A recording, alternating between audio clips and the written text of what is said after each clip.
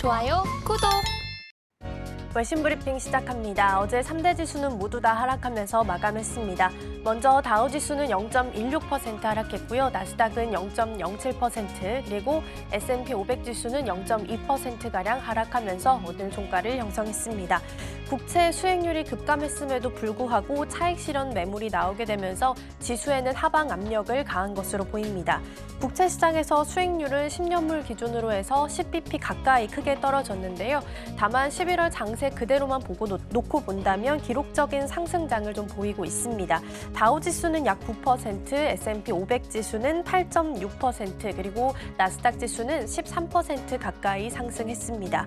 이번 주 목요일에는 PCE 물가지수 발표를 앞두고 있습니다. 연준이 선호하는 지표인 만큼 이 지표 역시 저희와 함께 체크해 보시면 좋을 것 같고요. 계속해서 시장 지표도 함께 살펴보겠습니다. 유가 먼저 보실 텐데요. 유가는 74달러 선에서 오늘 종가 형성했습니다. 2%대의 급락이 있었지만 이를 조금은 만회하는 모습을 보이면서 1%대의 낙폭을 기록하며 74달러 선에서 종가를 형성을 했고요. 오펙 플러스 회의를 앞두고 일단은 관망하는 모습이 조금은 짙은 모습이었습니다. 계속해서 기사들도 함께 살펴보도록 하겠습니다. 첫 번째는 CNBC 기사부터 함께 보실 거고요. These regional banks are at greatest risk of being taken over by rivals, according to KBW라는 기사이고요. 미국의 중소규모 지역 은행 가운데 세 곳이 수익성 압박으로 대형 은행에 인수될 가능성이 크다라는 기사입니다. 투자은행 KBW의 분석 보고서에 따르면 코메리카, 자이언스, 퍼스트 호라이즌 등 지역은행 세 곳이 대형은행의 잠재적 인수 대상이 될 수 있다라고 나와 있습니다. 특히 규모가 중소형인 이 은행의 경우에는 현재 어려운 상황에 놓여 있다라고 표시가 되어 있기도 했는데요. 앞서 미 금융당국은 올해 금리 인상과 또 예금 인출 사태로 중견 은행들이 잇따라 무너진 이후 관련 제도들을 계속해서 개선해 왔습니다. 이전에 글로벌 대형 은행에 적용하던 규제를 자산 규모가 1,000억 달러, 한화로 계산해 봤을 때 약 130조 이상인 은행들까지 적용하도록 확대하기도 했는데요.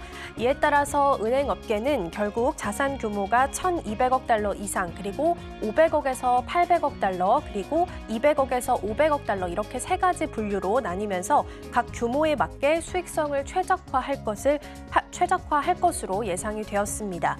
이런 가운데 자이언스나 코메리카처럼 자산이 800억에서 약 900억 정도인 은행들의 경우에는 자산 규모가 곧 1,000억 달러에 좀 도달할 것으로 보이기 때문에 규제 대상이 될 수 있다라는 가능성이 기업 가치를 누르고 있는 것으로 분석이 됐습니다. 앞서 미국에서 있었던 실리콘밸리 은행, 그리고 퍼스트 리퍼블릭 은행, 시그니처 은행 등이 고금리 속의 채권 투자 손실과 또 고객 예치금 축소, 공포감 확산에 따른 뱅크런 사태로 인해서 줄줄이 도산을 한 바 있습니다. 그렇기 때문에 다른 지역 은행들도 위기감에 조금은 휩싸이게 되면서 두려움이 좀 고조되고 있는데요. 예금 인출이 이어지고 또 주가가 출렁이는 등 적지 않은 타격을 입고 있는 상황입니다. 인수가 끝까지 좀 잘 이루어질 수 있을지 혹은 다른 해결책을 찾아갈 수 있을지 이 부분 계속해서 확인해 보셔야겠습니다. 두 번째 기사도 함께 살펴보도록 하겠습니다. 두 번째 기사 역시 CNBC에서 가지고 왔고요. 이번에는 대만의 총통 선거와 관련된 기사입니다. 일단 제목부터 먼저 보시면요. Taiwan's presidential election is a three-way race. These are the parties vying to replace Tsai Ing-wen이라는 기사입니다. 조금 사진과 함께 좀 이해하기 쉽도록 사진과 함께 설명을 좀 드려보겠습니다. 내년 1월 13일에 대만에서는 총통 선거가 예정이 되어 있습니다. 이렇게 3파전으로 압축이 된 상황입니다. 인데요. 민진당에서는 라이칭더, 그리고 국민당에서는 허우유이, 민중당에서는 커원저 이렇게 세 사람으로 나와 있습니다. 사실 처음에 시장에서는 이 국민당과 민중당이 후보 단일화에 나서면서 한 사람의 후보가 나오지 않을까라고 예상을 했었는데요. 지난주 금요일에 단일화하지 않고 각자 후보 등록을 하게 되면서 이렇게 3파전이 펼쳐지게 됐습니다. 그렇다면 당연히 표가 나눠지게 될 것이고 기존의 우위에 있던 민진당이 다시 한번 집권할 수 있는 가능성이 높아졌다라고 볼 수 있겠습니다. 그런데 특징을 보자면 민진당은 이렇습니다. 친미 반중이라고 쓰여 있는데요. 다시 말해서 연속으로 집권할 가능성이 높아지게 된다면 중국과 대만 사이는 지금보다도 훨씬 더 나빠질 수 있다라는 쪽에 우려가 좀 높아지는 모습입니다.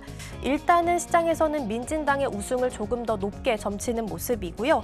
여기까지가 주말 사이에 나왔던 기사였습니다. 그런데 어제 대만 중국시보에 따르면 야권 단일화가 무산된 직후에 실시됐던 여론조사 결과가 발표가 됐는데요. 민진당의 후보인 커원저 같은 경우에는 28.3%, 국민당의 후보는 28.2%로 단 0.1%포인트만 앞선 것으로 나타났습니다. 그동안 민진당의 정책에 실망했거나 혹은 중국의 경제적 압박을 우려하고 있는 유권자들이 민진당에서 국민당으로 좀 등을 돌리고 있다라고 볼 수 있을 것 같고요. 실제로 정당 지지율만 놓고 봤을 때는 국민당이 민진당을 앞서고 있는 것으로 확인이 됐습니다. 전문가들은 새 당의 지지율도 비슷한 것도 그리고 민주당이 가장 높은 지지율을 기록한 것도 대만 정치 역사상 전례 없는 일이다라고 설명하기도 했습니다. 이제 선거가 단 7주밖에 남지 않았습니다. 초박빙 구도가 계속해서 이어지게 되면서 대만의 민심이 어디로 향하게 될지 귀추가 주목이 되고 있는 상황인데요. 우리 증시에도 또 대만 증시에도 영향을 많이 주는 이슈이기 때문에 이 부분도 선거 결과까지도 함께 확인을 좀 해보셔야겠습니다. 계속해서 특징 조절 함께 살펴보도록 하겠습니다. 이번에는 테슬라 함께 먼저 보겠습니다. 0.27% 강보합권 수준에서 마무리를 했습니다.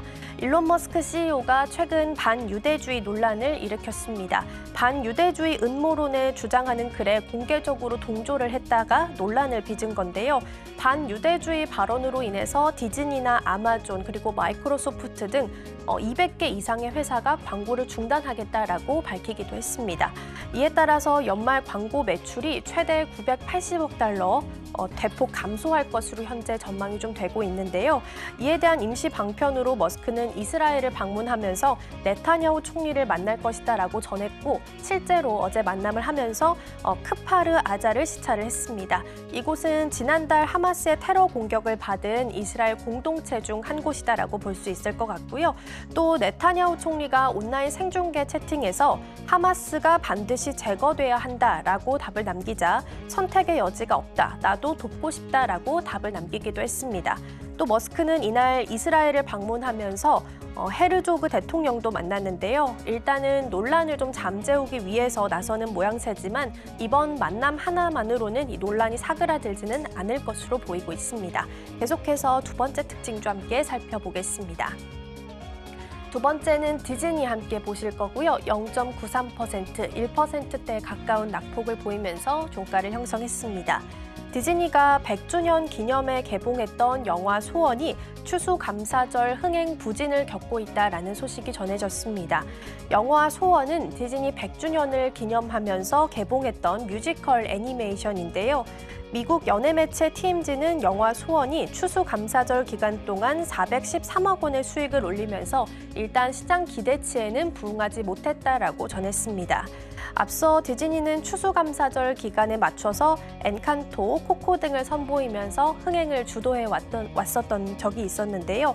그동안 디즈니가 추수감사절 시즌에 개봉해서 인기를 얻은 것과 비교를 좀 해본다면 일단 이 영화 소원의 성적 자체만 놓고 보면 디즈니로서는 상당히 실망스러운 일이다라고 볼 수 있겠습니다.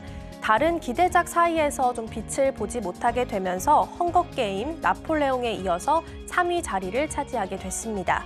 다만 매체는 영화 성적은 기대에 미치지 못하지만 관객들은 호평을 좀 하고 있기 때문에 단순히 성적만 놓고 평가할 수는 없다라고 이야기하기도 했는데요. 부진한 성적의 배경에는 배우와 또 방송인들의 노동조합 파업이 좀 컸던 것으로 풀이가 되고 있습니다. 노동조합의 파업으로 이 홍보 기간을 제대로 이용하지 못했다라는 부분이 성적에 악영향을 미쳤다라는 겁니다. 계속해서 좀 부진한 성과를 최근 들어서 내고 있는 디즈니인데요. 이번 위기를 어떻게 극복해 나갈 수 있을지 그리고 영화 위시는 반응이 좀 달라질 수 있을지 이 부분 계속해서 확인해 보셔야겠습니다. 지금까지 외신 브리핑이었습니다. 좋아요, 구독!